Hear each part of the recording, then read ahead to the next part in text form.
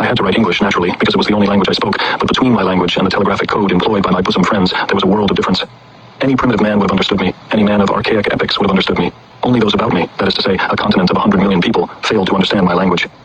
To write intelligibly for them, I would have been obliged, first of all, to kill something, secondly, to arrest time.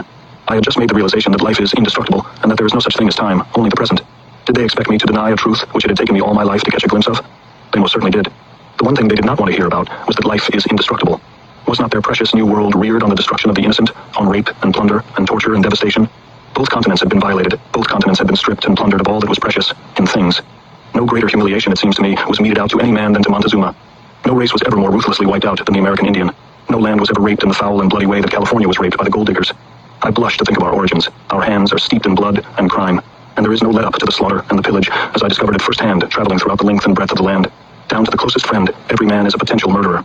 Often it wasn't necessary to bring out the gun, or the lasso, or the branding iron. They had found subtler and more devilish ways of torturing and killing their own. For me, the most excruciating agony was to have the word annihilated before it had even left my mouth.